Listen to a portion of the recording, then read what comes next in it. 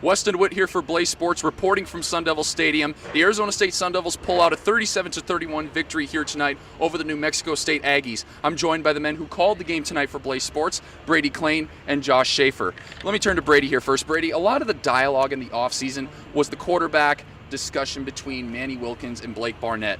How did you feel Manny Wilkins performed here tonight, given the fact that he threw for 300 yards?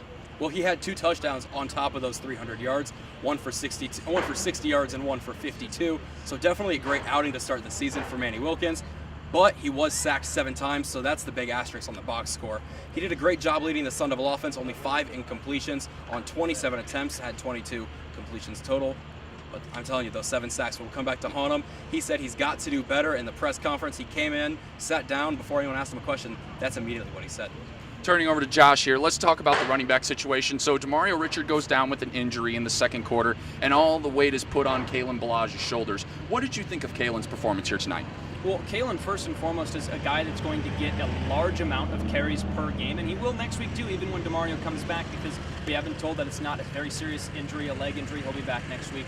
Should be no sweat. But with Demario Richard going out, Kalen Ballage does get a majority of the carries tonight, but he's not a guy that's going to get you a huge chunk of yardage on every carry. As you notice, his average yards per rush is actually fairly low, anywhere between 4 and 5. Yeah. So he's a guy that's going to run it right up the gut. He's going to hit you in the mouth. He's that type of running back. So I thought he did a great job of not carrying the offense, but maybe carrying the running game throughout the course of the game. It was nice to see, Benjamin and Treylon Smith get some carries later in the game. Of course, they didn't have a whole lot of yards to their names tonight, but it was good to see them get out and get oriented a little bit into the offense more.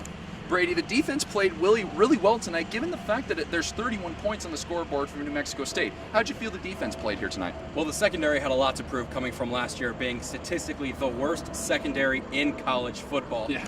3 interceptions tonight. One of them was on a 2-point conversion, but one of them was returned for a touchdown, pick 6, 50 yards. But the secondary had a lot to prove. They played very well.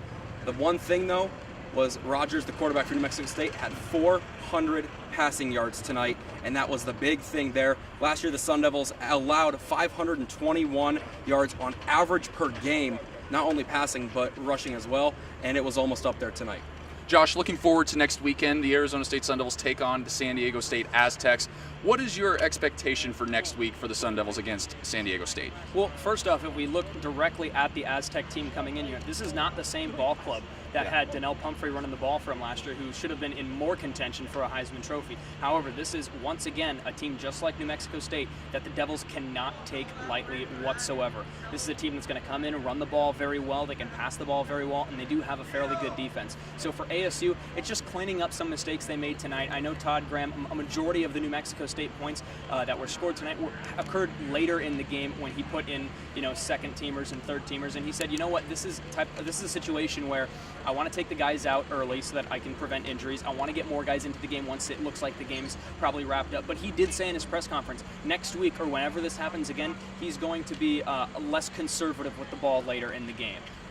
With that being said, I think he's going to clean up some mistakes next week. I thought the offense was good for the most part. Same with the defense, especially the secondary. So all in all, with a good team coming in next week, I wouldn't expect to see a very different ASU team. I think they'll be just fine.